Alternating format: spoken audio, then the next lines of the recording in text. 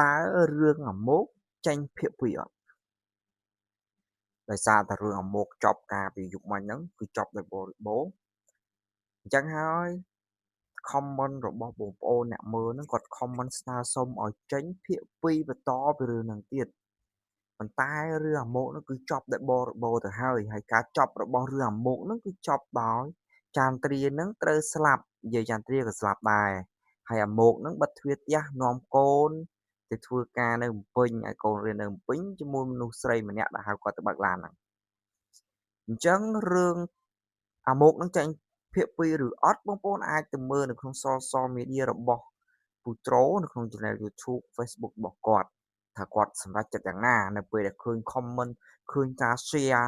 ការស្នើសុំឲ្យបង្កើតភាគពីរទៀតហ្នឹង ហើយសម្រាប់ខ្ញុំ គឺខ្ញុំចង់មើលដែរភាគពីរ ហើយរឿងរបស់ពូទ្រ សម្រាប់ខ្ញុំ គឺរឿងមួយនេះគឺខ្ញុំចាប់អារម្មណ៍ខ្លាំង ដោយសារតែខ្សែជីវិតមួយដែលយើងមើលទៅមានអារម្មណ៍ថាវាជូរចត់ដែរ សម្រាប់មនុស្សប្រុស ប៉ុន្តែបើយើងវិភាគពីរឿងចន្ទគ្រាណា ចន្ទគ្រាត្បិតតែគ្នាថាផិតប្តីពីមួយទៅមួយមែន ប៉ុន្តែ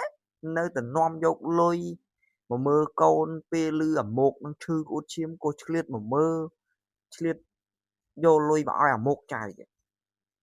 ប៉ុន្តែគ្រាន់ទាស់ថាចង់បានលុយគេខ្លាំង ចន្ទគ្រាចង់បានលុយគេ ចង់មានចង់បាន មិនដឹងថាប្តីគេឬក៏មិនប្តីគេទេ គឺកន្លែងហ្នឹងអត់ល្អ ហើយមួយទៀត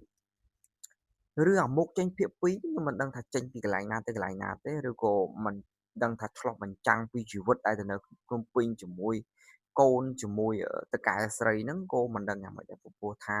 សាច់រឿងនេះដូចជាវាអស់ទៅហើយ វាអស់ទៅហើយ វាដូចជាអត់មានអីទៅតទៀត ដោយសារតែតួស្រី បាទ តួស្រីចន្ទគ្រាហ្នឹង ហើយយាយចន្ទគ្រាហ្នឹងស្លាប់បាត់ទៅហើយ ហើយប្រពន្ធហៀគុក ប្រពន្ធហៀសេងហ្នឹងក៏ជាប់គុកដែរ ចៅគល់អីក៏ជាប់គុកដែរ ហើយនៅតែហៀសេងទេ ហើយហៀឆាយនោះធ្លាក់ខ្លួនជិះម៉ូតូឌុបលក់តាមភូមិដែរ មិនដឹងថា